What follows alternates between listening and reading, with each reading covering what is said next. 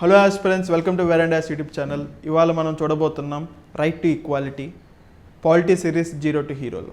So మన యొక్క objective complete UPSC syllabus cover చేయడం. సో ఇవాళ దాంట్లో భాగంగా రైట్ టు ఈక్వాలిటీ అనే ఇంపార్టెంట్ కాన్సెప్ట్ గురించి మాట్లాడుకుందాం. సో రైట్ టు ఈక్వాలిటీ అనేది ఏ ఆర్టికల్స్లో ఉంచారంటే 14 to 18. సో 14 to 18 అనే ఆర్టికల్స్ కంప్లీట్గా రైట్ టు ఈక్వాలిటీని డీల్ చేయబోతున్నాయి. సో ఎందుకు సార్ ఈక్వాలిటీ అంటే, మనం మెడైవల్ టైంలో తీసుకుంటే కింగ్స్ అనేవాళ్ళు రూల్ చేసేవాళ్ళు. తర్వాత బ్రిటిషర్స్ మనల్ని రూల్ చేయడం స్టార్ట్ చేశారు. రూల్ చేసినప్పుడు వాళ్ళు హయ్యర్ సుపీరియర్ సిటిజన్స్గా, మనం లోవర్ ఆర్ సెకండరీ సిటిజన్స్గా మనం బతికేవాళ్ళం. సో అలాంటి డిస్క్రిమినేషన్ లేకోకుండా మనం కింగ్స్ నుంచి మనం ఎట్లయితే రైట్స్ని మనం తీసుకుంటామో, అలానే స్టేట్ నుంచి మనం కొన్ని రైట్స్ని తీసుకుంటాము. మనకంటూ బతికే హక్కు మనకు ఉందని చెప్పి మనం చెప్తాము. సో అందులో భాగంగా ఈక్వాలిటీ అనేది civil right. It should be form of legal right. So ఏదో ఒక లీగల్ బ్యాకింగ్ ఉండాలండి. లీగల్ బ్యాకింగ్ ఎందుకు ఉండాలి సార్ అంటే, ఆల్రెడీ కన్జర్వ్ అవుతున్న సిస్టమ్ని బీట్ చేయాలంటే, ఫర్ సపోజ్ ఈ ట్రెడిషనల్ హిందూ సొసైటీ తీసుకుంటే ఇట్ ఈస్ 4-fold డివిజన్: బ్రాహ్మీ, క్షత్రియ, వైశ్య, శూద్ర. సో ఆ డివిజన్ నువ్వు బ్రేక్ చేయాలంటే స్టేట్ ఇంటర్వెన్షన్ కావాలి. అలానే వేరే ప్రైవేట్ ఇండివిజువల్ డిస్క్రిమినేట్ చేయకుండా ఉండాలంటే స్టేట్ అనేది కొన్ని లాస్ని తీసుకురావాలి. సో అట్లా మనం అన్టచబిలిటీని, డిస్క్రిమినేషన్ని, టైటిల్స్ నుంచి మనం బయటపడతాం. మనం జమీందారీ సిస్టమ్ నుంచి బయటపడతాం. ఫోర్స్డ్ లేబర్ నుంచి మనం బయటపడతాం.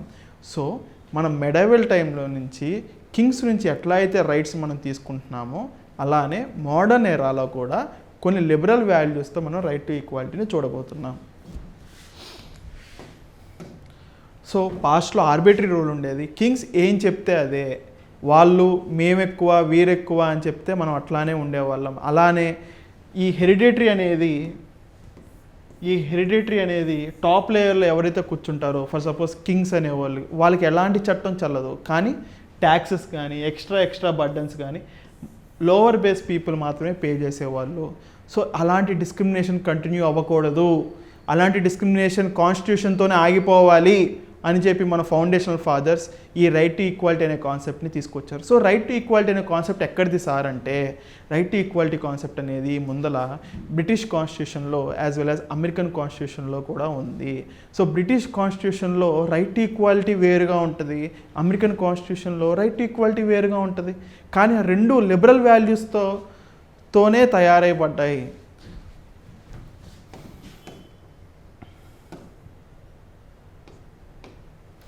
బ్రిటిష్ కాన్స్టిట్యూషన్లో రైట్ టు ఈక్వాలిటీ ఎలా ఉంటుందంటే, ఈక్వాలిటీ బిఫోర్ లా. ఈ ఈక్వాలిటీ బిఫోర్ లా ఎక్కడి నుంచి వచ్చింది సార్ అంటే ఏవి డైసీ అని అతను రూల్ ఆఫ్ లా నుంచి ఈక్వాలిటీ బిఫోర్ లా అనేది మనం తీసుకున్నాం. As well as supremacy of లా, అంటే లా అనేది అందరికన్నా ఎక్కువ, రాజు కాదు ఎక్కువ, మెడవల్ టైంలో ఉన్న రాజు కాదు ఎక్కువ, మోడర్న్ టైంలో ఉన్న ప్రైమ్ మినిస్టర్ కాదు ఎక్కువ, చట్టం అనేది గొప్పది, చట్టం ఎవరికి చుట్టం కాదు అన్నట్టుగా సుప్రమసీ ఆఫ్ లా అనే అప్హోల్డ్ చేసే principle rule of law. So rule of law తీసుకుంటే దాంట్లో 3 ఉంటాయండి: supremacy of law, equality before law, so everyone is equal, no one is above over the law, predominance of legal spirit. So legal స్పిరిట్ని protect చేయడానికి courts అనేవి ఉండాలి. Kings ఎట్లయితే fountain head of the law and justice సిస్టంలో ఉండేవాళ్ళు, now they are replaced with the courts అనమాట. So మనం British constitution నుంచి తీసుకున్న ప్రిన్సిపల్ ఏంటండి? Rule of law. ఈ రూల్ ఆఫ్ లాలో అన్నీ తీసుకున్నామా అంటే కాదు, equality before of the law తీసుకున్నాం. ఈక్వాలిటీ బిఫోర్ ఆఫ్ లా ఏం చెప్తుంది బ్రిటిష్ కాన్స్టిట్యూషన్లో అంటే, no man is above the law. ఏ మనిషి కూడా లా కన్నా గొప్పవాడు కాదు. అలానే every person regardless of rank or status is subject to ordinary law. So ordinary law అంటే ఇక్కడ ఫండమెంటల్ లా కానీ, కాన్స్టిట్యూషన్ కానీ, etcetera, law of the land కానీ, no one is above to that law. So ఇక్కడ every person అని ఎందుకు mention చేశారంటే, so this applies to both citizens as well as non citizens. So foreigner నుంచి వచ్చినప్పుడు కూడా మనం ఈక్వాలిటీ బిఫోర్ లా చూడొచ్చు. అమెరికన్ కాన్స్టిట్యూషన్ నుంచి ఎలాంటి తీసుకున్నామంటే equal protection of laws.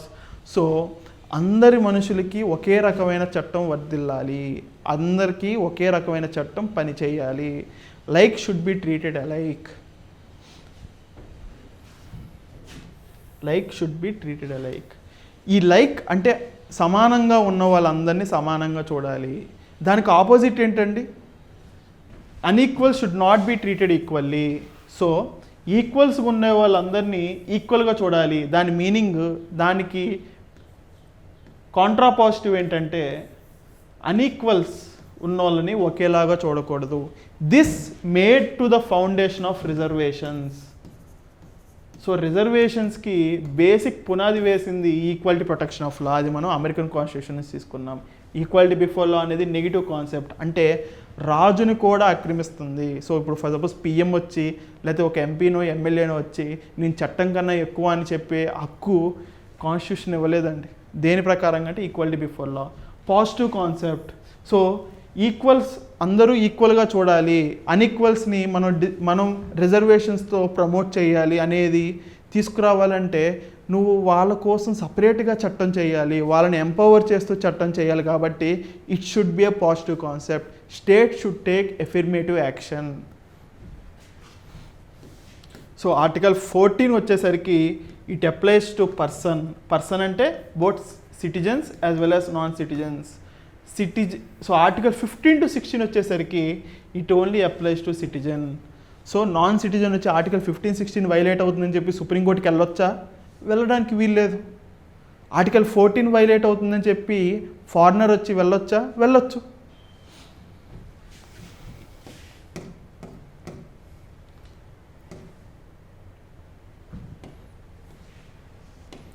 So ఎందుకు సార్ రిజర్వేషన్స్ అనేది ఇంపార్టెంట్ అంటే, ఫర్ సపోజ్ గవర్నమెంట్ దగ్గర 300 రూపీస్ ఉన్నాయండి.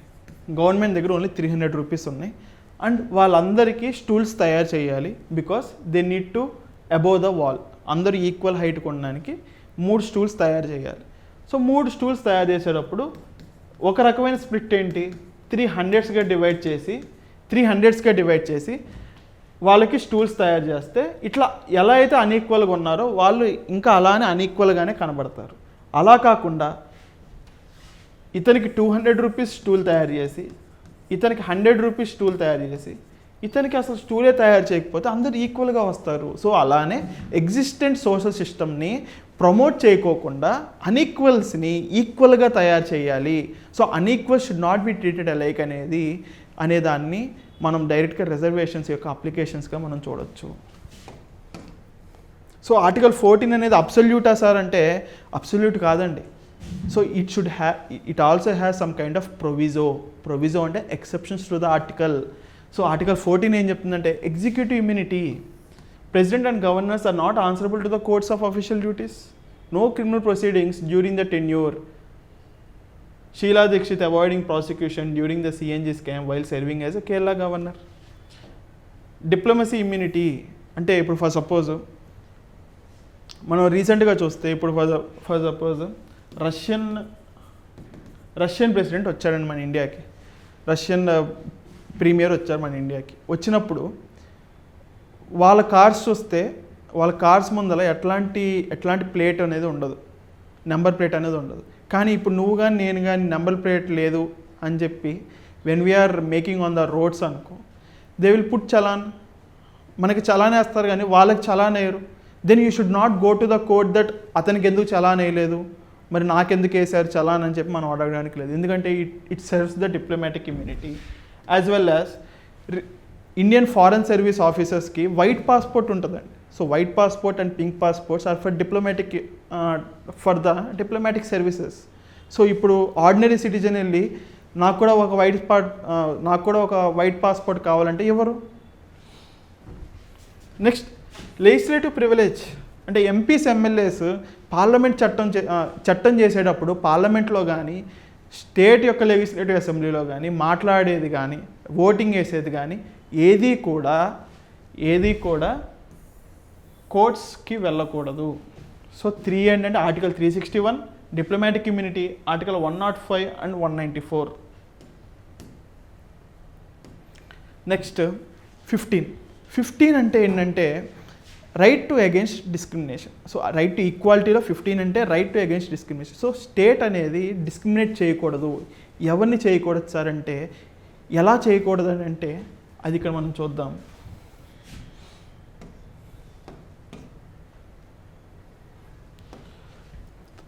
రిలీజియన్ బట్టి డిస్క్రిమినేట్ చేయకూడదు, రేస్ బట్టి డిస్క్రిమినేట్ చేయకూడదు, క్యాస్ట్ బట్టి డిస్క్రిమినేట్ చేయకూడదు, సెక్స్ ఆఫ్ ద పర్సన్ బట్టి డిస్క్రిమినేట్ చేయకూడదు, ప్లేస్ ఆఫ్ బర్త్ బట్టి డిస్క్రిమినేట్ చేయకూడదు.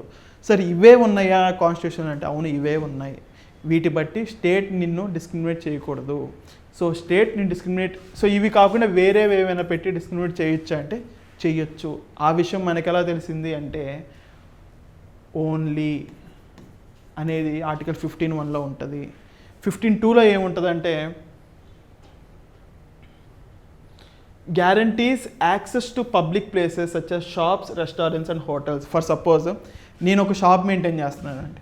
నేను ఒక షాప్ మెయింటైన్ చేసేటప్పుడు పలానా రిలీజన్ వాళ్ళు నా షాప్లోకి రాకూడదు, పలానా క్యాస్ట్ వాళ్ళు నా షాప్లోకి రాకూడదు, పలానా రేస్ వాళ్ళు నా షాప్లోకి రాకూడదు, పలానా జెండర్ వాళ్ళు నా షాప్లోకి రాకూడదు, ట్రాన్స్జెండర్ వాళ్ళు షాప్లోకి రాకూడదు, place of birth for suppose Kashmir వాళ్ళు కాశ్మీర్లో పుట్టిన వాళ్ళు ఎవరు కూడా నా షాప్కి రాకూడదు అని చెప్పడానికి వీలు లేదు. So article 15 sub class 2 works both for state as well as private citizens.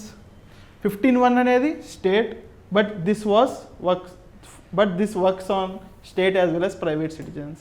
So 15(1), so article 15 అనేది మనం అర్థం చేసుకోవాలంటే 15(1), 15(2) అనేది ఒక 15 అనేది ఒక ఆర్టికల్ అయితే మెయిన్ ట్రంక్ వచ్చేసరికి 15(1) అంటూ దానికి ఆనుకుని ఉన్న ఆర్టికల్సే 3, 4, 5, 6 అండి. ఈ 15(3) వరకు ఒరిజినల్ కాన్స్టిట్యూషన్లో ఉన్నాయి. 4, 5, 6 అనేవి అమెండ్మెంట్స్ ద్వారా యాడ్ చేయడం జరిగింది. 15(3) ఏం చెప్తుందంటే విమెన్కి, చిల్డ్రన్కి ఎక్స్ట్రా ప్రొవిజన్స్తో నువ్వు డిస్క్రిమినేట్ చేయొచ్చు. For suppose Telangana government metro రైల్స్లో విమెన్ కంపార్ట్మెంట్ సపరేట్గా ఉంటాయి, మెన్ కంపార్ట్మెంట్ ఉండదు సపరేట్గా. అలానే చిన్నపిల్లలకి బస్సులో హాఫ్ టికెట్ కొడతారు, కానీ పెద్దవాళ్ళకి కొట్టరు. ఎందుకంటే state can promote by making the positive discrimination. So positive discriminate చేస్తూ స్టేట్ అనేవి లాస్ చేయొచ్చు. సో విమెన్కి, చిల్డ్రన్కి సపరేట్ ప్రొవిజన్స్ ఉన్నాయి. ఆర్టికల్ 15(4) ఏం చెప్తుందంటే ఆ ప్రొవిజన్స్ విమెన్కి, చిల్డ్రన్కే కాదు, ఎస్సీబీసీస్కి, ఎస్సీ ఎస్టీస్కి కూడా వర్తిస్తుంది. అలానే ప్రైవేట్ ఎడ్యుకేషనల్ ఇన్స్టిట్యూషన్స్లో అడ్మిషన్స్కి కూడా వర్తిస్తుంది. అలానే ఎకనామికల్ వీకర్ సెక్షన్ అడ్మిషన్స్ కూడా వర్తిస్తుంది. సో 15(3), 15(4), 15(5), 15(6). సో 15(4) చూస్తే రిజర్వేషన్స్ అనేది ఎలా వచ్చిందో చూద్దాం. సో యూజువల్గా ఏం జరిగిందంటే 1951లో చంపకం దొరైరాజన్ అనే అమ్మాయి she went to the Madras high court. ఎందుకు వెళ్ళింది సార్ మద్రాస్ హైకోర్ట్ అంటే 1927లో ప్రొవిజనల్ గవర్నమెంట్ ఆఫ్ ఇండియా ఒక ఆర్డర్ తీసుకొచ్చింది. ఎలా సార్ అంటే రిలీజియన్ బట్టి, క్యాస్ట్ బట్టి, జెండర్ బట్టి డిస్క్రిమినేట్ చేస్తూ, అంటే వాళ్ళకి సపరేట్గా రిజర్వేషన్ ఇవ్వడం స్టార్ట్ చేసింది. సో ఫర్ సపోజ్ హిందూస్కి, ముస్లిమ్స్కి, సిఖ్స్కి సపరేట్గా రిజర్వేషన్, క్రిస్టియన్స్కి separate reservation, as well as అట్లా ప్రొవిన్షియల్ గవర్నమెంట్ రిజర్వేషన్స్ ఇవ్వడం స్టార్ట్ చేసింది. దానిని ఛాలెంజ్ చేస్తూ ఈ అమ్మాయి మద్రాస్ హైకోర్టుకి వెళ్ళింది. చంపకం దొరైరాజన్ అనే అమ్మాయి సుప్రీంకోర్టుకి వెళ్ళిన తర్వాత ఏమని అడిగిందంటే ఈ రిజర్వేషన్స్ అనేవి ఆర్టికల్ 15(1)ని వైలేట్ చేస్తున్నాయి అన్నారు. ఎలా వైలేట్ చేస్తున్నాయి అని చెప్పి కోర్టు అడిగితే చంపకం అంది ఓన్లీ 15(1)లో there are certain criteria, religion, race, caste, sex, place of birth మాత్రమే క్రైటీరియా వాడుకుని డిస్క్రిమినేట్ చేయాలి, కానీ డిస్క్రిమినేట్ చేయకూడదు. కానీ ఇక్కడ నేను రిలీజియన్ ద్వారా డిస్క్రిమినేట్ అవుతున్నాను, ఎక్స్ట్రాగా రిజర్వేషన్ ఇవ్వడం వల్ల రిలీజియన్ వల్ల నేను డిస్క్రిమినేట్ అవుతున్నాను అని చెప్పడం జరిగింది. అలానే కాకుండా నెక్స్ట్ సుప్రీంకోర్టు వెర్డిక్ట్ ఏమి ఇచ్చిందంటే, సో దాన్ని గవర్నమెంట్ ఎలా డిఫెండ్ చేసుకుందంటే ఆర్టికల్ 46ని పెట్టింది. అంటే వీకర్ సెక్షన్స్ ప్రమోట్ చేస్తూ మేము రిజర్వేషన్స్ ఇవ్వచ్చు. సో ఇక్కడ మనం అబ్జర్వ్ చేస్తే చంపకం దొరైరాజన్ కేసులో ఫస్ట్ టైం డిపిఎస్పికి ఫండమెంటల్ రైట్స్కి టగ్ ఆఫ్ వార్ జరిగింది. దాంట్లో సుప్రీంకోర్టు ఏమందంటే డిపిఎస్పీస్ అనేవి నాన్ ఎన్ఫోర్సబుల్, కానీ ఫండమెంటల్ రైట్స్ అనేవి పారామౌంట్. సో ఫండమెంటల్ రైట్స్ అనేవి డిపిఎస్పీస్ని ఓవర్కమ్ చేస్తూ రిజర్వేషన్స్ని కొట్టేసింది. దానిని ప్రొవిజన్ చేస్తూ దానికి లైఫ్ ఇస్తూ గవర్నమెంట్ ఏం చేసిందంటే ఫస్ట్ కాన్స్టిట్యూషనల్ అమెండ్మెంట్ని తీసుకొచ్చింది. ఆ ఫస్ట్ కాన్స్టిట్యూషనల్ అమెండ్మెంట్లో ఆర్టికల్ 15(4) పెట్టడం జరిగింది. ఈ 15(4)లో ఎస్సీబీసీస్కి, ఎస్సీస్కి, ఎస్టీస్కి సపరేట్గా రిజర్వేషన్ ఇచ్చే ఛాన్స్ని కాన్స్టిట్యూషనల్ అమెండ్మెంట్ ద్వారా నెహ్రూ గవర్నమెంట్ చేయడం జరిగింది. సో కమ్యూనల్ రిజర్వేషన్ అనేది కంప్లీట్లీ బ్యాన్ అయింది. సో 1927లో ఉన్న హిందూ ముస్లిమ్స్ అట్లా ఎలా అయితే రిలీజన్ బట్టి రిజర్వేషన్స్ ఇవ్వడం జరిగిందో అది కంప్లీట్గా బ్యాన్ అవ్వడం జరిగింది. కానీ క్యాస్ట్ బట్టి రిజర్వేషన్స్ అనేవి స్టార్ట్ చేశారు. మిస్టర్ బాలాజీ కేసులో, MR Balaji versus state of Mysore కేసులో sub categorizing into backward and more backward invalid అని చెప్పింది. సో ఎస్సీబీసీస్లో మనం బ్యాక్వర్డ్, నాన్ బ్యాక్వర్డ్ అని చెప్పి సబ్ క్లాసిఫై చేయకూడదు అని చెప్పి ఎంఆర్ బాలాజీలో చెప్తే, ఇందిరా సవాని కేసులో క్రీమీ లేయర్ అనే కాన్సెప్ట్ తీసుకొచ్చింది. కేటగరైజేషన్ చేయొచ్చు అని చెప్పింది. యాజ్ వెల్ యాజ్ 50% లిమిట్ అనేది పెట్టింది. సో ఎంఆర్ బాలాజీ కేసులో సబ్ క్లాసిఫికేషన్ చేయకూడదని చెప్పింది. బట్ ఇందిరా సవాని కేసులో సబ్ క్లాసిఫై చేయొచ్చు. అది కాన్స్టిట్యూషనల్గానే సబ్ క్లాసిఫికేషన్ అనేది కాన్స్టిట్యూషన్ ప్రకారంగా జరిగింది. As well as creamy layer అంటే ఎకనామిక్ అనే ఫ్యాక్టర్ని తీసుకొచ్చింది. As well as 50% maximum reservation ఉండాలని చెప్పి తీసుకొచ్చింది. దీనికి 93rd అమెండ్మెంట్లో ఆర్టికల్ 15(5) పెట్టడం జరిగింది.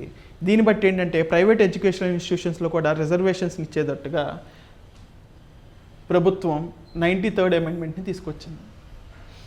సో దీనికి ఎక్సెప్షన్స్ ఏంటి సార్ అంటే, ప్రతి ప్రైవేట్ ఎడ్యుకేషన్ వెళ్ళొచ్చా అంటే లేదండి. మైనారిటీ ఎడ్యుకేషనల్ ఇన్స్టిట్యూషన్స్ మాత్రం ఎగ్జంప్షన్స్ ఉన్నాయి.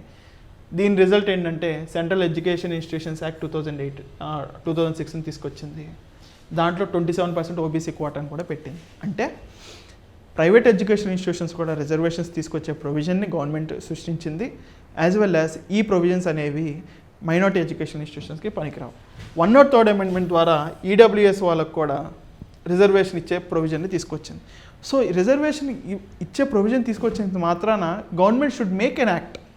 దానిని ఎన్ఫోర్స్ చేయడానికి గవర్నమెంట్ యాక్ట్ చేయాల్సిందే. ఎలా యాక్ట్ చేయాలి సార్ అంటే, సెంట్రల్ ఎడ్యుకేషన్ ఇన్స్టిట్యూషన్స్ యాక్ట్ ఎలా అయితే యాక్ట్ చేసిందో, సో అలాంటి పాజిటివ్ యాక్ట్ని మళ్ళీ చేయాలి. సో ఆర్టికల్ 16 ఏంటి sir? Article 15 right against discrimination. Article 16 ఏంటంటే పబ్లిక్ ఎంప్లాయ్మెంట్లో ఎలాంటి డిస్క్రిమినేషన్ చేయొచ్చు. 15 ఏంటంటే స్టేట్ ఏదైనా లా చేసేటప్పుడు, జనరిక్ లా చేసేటప్పుడు ఎలాంటి డిస్క్రిమినేషన్ చేయకూడదు. 16 ఏంటంటే పబ్లిక్ ఎంప్లాయ్మెంట్ అప్పుడు ఎలాంటి డిస్క్రిమినేషన్ చేయకూడదంటే 7 గ్రౌండ్స్ అండి. 7 గ్రౌండ్స్ ఏంటంటే, ఈ religion, race, caste, sex, place of birth 5 grounds అయితే డిసెంట్ అండ్ రెసిడెన్స్ ఎక్స్ట్రాగా యాడ్ అయింది. So 5 + 2 7. So for suppose residence మీద డిస్క్రిమినేట్ చేస్తూ ఎలాంటి చట్టం వచ్చినా కూడా సుప్రీంకోర్టు దాన్ని కొట్టేయచ్చు. ఎలా కొట్టేయచ్చు అంటే ఆర్టికల్ 13 పట్టుకుని కొట్టేయచ్చు. అది అబ్సల్యూటా సార్ అంటే కాదండి. దానికంటూ సపరేట్గా ఎక్సెంప్షన్స్ ఇస్తూ 16(3) అనే చట్టాన్ని 16(3) అనే ఆర్టికల్ కూడా ఉంది. ఈ 16(3)లో ఇంపార్టెంట్ స్టేట్స్కి పార్లమెంట్ మాత్రమే చట్టం చేసే హక్కు ఉంటుంది. సో ఎలాంటి లాకైనా రెసిడెన్స్ అనే క్రైటీరియా పట్టుకుని డిస్క్రిమినేట్ చేయడం స్టార్ట్ చేస్తుంటే ఓన్లీ పార్లమెంట్కి మాత్రమే అలాంటి చట్టం చేసే హక్కు ఉంటుంది. యాజ్ వెల్ యాజ్ 16(4)లో బ్యాక్వర్డ్ క్లాసెస్కి రిప్రజెంటేషన్ ఇవ్వచ్చు పబ్లిక్ ఎంప్లాయ్మెంట్లో అని చెప్పింది. యాజ్ వెల్ యాజ్ 16(5)లో రిలీజియస్ ఇన్స్టిట్యూషనల్ పోస్టింగ్స్కి ఇలాంటి చట్టం ఏమి వర్తించదు అని చెప్పింది. So general opportunity article 16 residence exception, 16(3) వచ్చేసరికి residence exception. So 16(1), 16(2) guarantee that no citizen shall be discriminated against for government jobs based on the 7 grounds. Residence exception article 16(3) only parliament can make. Logic ఏంటంటే speedy development. For suppose ఒక mineral resource rich area ఉందండి. Mineral resource rich ఏరియాలో development జరగాలంటే అక్కడున్న jobs కానీ ఎవరికైనా కానీ ఎవరైతే ల్యాండ్ ఇస్తారో వాళ్ళకే వెళ్ళాలి. సో అలాంటి mineral rich resources areas government recognise చేస్తాయి. అలానే అండర్ డెవలప్డ్ రీజియన్స్లో డెవలప్మెంట్ అనేది లోకల్ పీపుల్కి వెళ్ళాలి అని చెప్పి గవర్నమెంట్ భావిస్తుంటే, ఎలాంటి గవర్నమెంట్ భావిస్తుంటే అంటే only parliament can make a law. Only parliament can make a law as a residence as a criteria. So mandal commission అనేది 1979లో పెట్టారు. సో మనందరికీ తెలుసు మండల్ కమిషన్ అనేది ఓబీసీ రిజర్వేషన్స్ ఇవ్వడానికి స్టార్ట్ అయింది. ఏమేమి రికమెండ్ చేసిందంటే 27% reservation for OBCs in appointments as well as total reservation strictly capped at 50%. ఇక్కడ ఒకటి మనం గమనించే పని అయితే only in appointments, not in promotions mandal commission. Result ఏంటంటే Indira Sawhney judgment for ever altering the Mandal versus Kamandal Indian politics. So for suppose 2024లో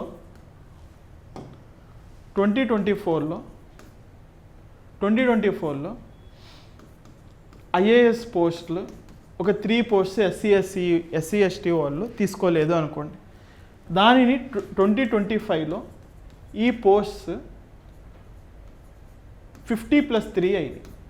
ఈ పోస్టులు ఏమంటామంటే క్యారీ ఫార్వర్డ్ అంటాం. సో ఏవైతే పాస్ట్ ఇయర్లో మిగిలిపోయిన పోస్ట్స్ ఉంటాయో అవి ముందల ఇయర్కి ప్రమోట్ చేస్తుంటే, ఫార్వర్డ్ చేస్తుంటే దాన్ని మనం క్యారీ ఫార్వర్డ్ అంటాం. సో ఈ క్యారీ ఫార్వర్డ్ కూడా 50% క్యాప్కి రీచ్ అవ్వాలా.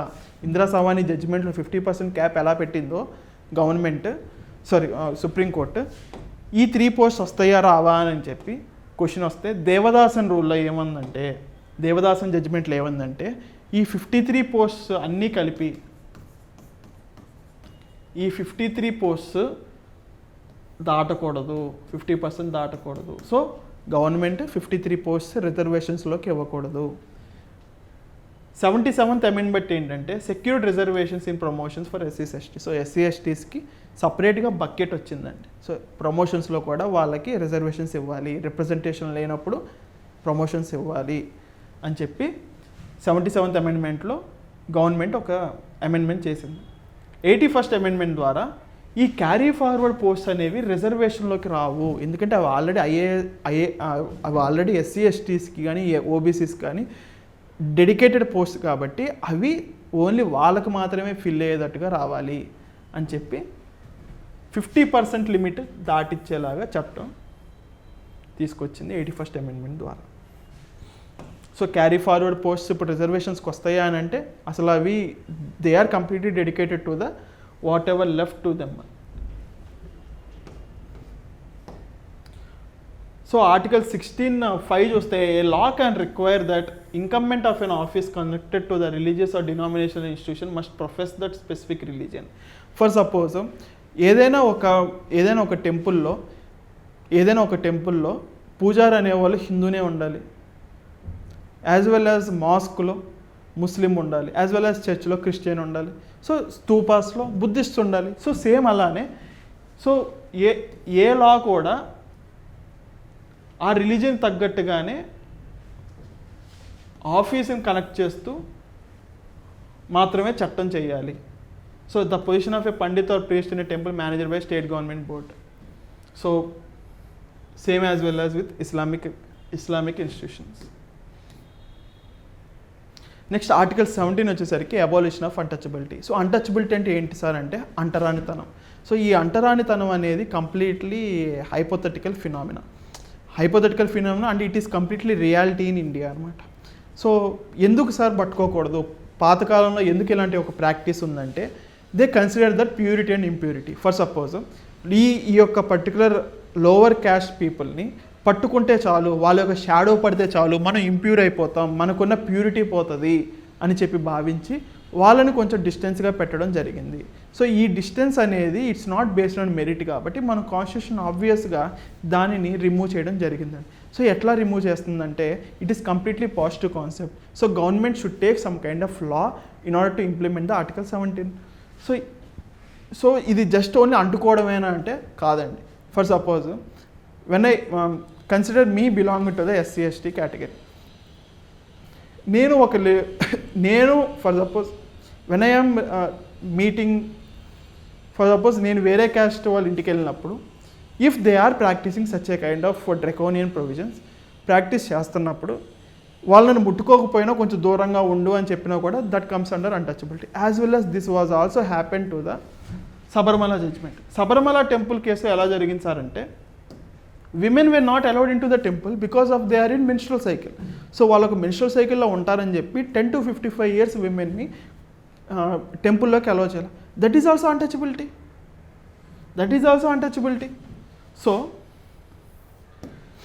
సో అన్టచబిలిటీ అనేది డిఫరెంట్ ఫార్మ్స్ అండి. But the basic criteria lies on the purity and impurity concept. Constitution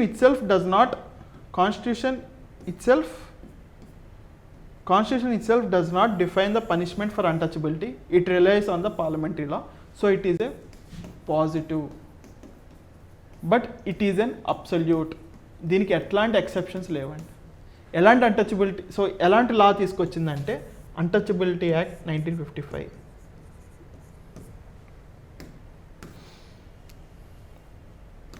so article 18 బట్టి ఏంటంటే abolition of titles. Sir titles అనేవి మంచివే కదా. ఇప్పుడు సపోజ్ మనకి టీచింగ్ చెప్పే వాళ్ళని సార్ అంటాం, it is a title. As well as madam అంటాం, లేకపోతే పద్మశ్రీ, పద్మవిభూషణ్, ఇవన్నీ టైటిల్సే కదా సార్. అంటే కాన్స్టిట్యూషన్ తయారైనప్పుడు these are not the titles what the foundation fathers thought. వాళ్ళు ఎలాంటి టైటిల్స్ చూశారంటే రాజబహదూర్, రాజాది రాజా, రాజమార్తాండ, జమీందారి. సో ఇలాంటి టైటిల్స్, సో ఏవైతే హెరిడిటరీగా అప్రెసివ్ టైటిల్స్ ఉంటాయో వాటిని వాడకూడదు అని చెప్పి ఈ యొక్క ఆర్టికల్ 18 అనేది పెట్టడం జరిగిందండి. సో ఎలాంటి కేటగిరీ అలౌ అంటే డాక్టర్, ఇంజనీర్, మెరిట్ మీద వచ్చే టైటిల్స్ని అలౌ చేస్తాము. ప్రొహిబిటెడ్ కేటగిరీ ఏంటంటే cannot accept any title from A foreign state. So మనం ఎలాంటి టైటిల్ కూడా ఫారెన్ స్టేట్ నుంచి యాక్సెప్ట్ చేయకూడదు.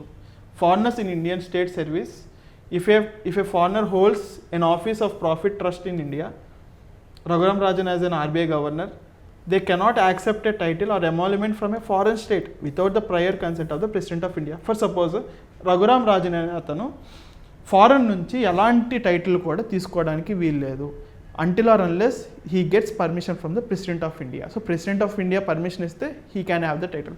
సో కానీ పద్మశ్రీ, పద్మవిభూషణ్ని పేరు ముందర పెట్టుకుని వాడుకోవచ్చా, వాడుకోకూడదు అంటే వాడుకోకూడదండి. Because it should not be made it as a title.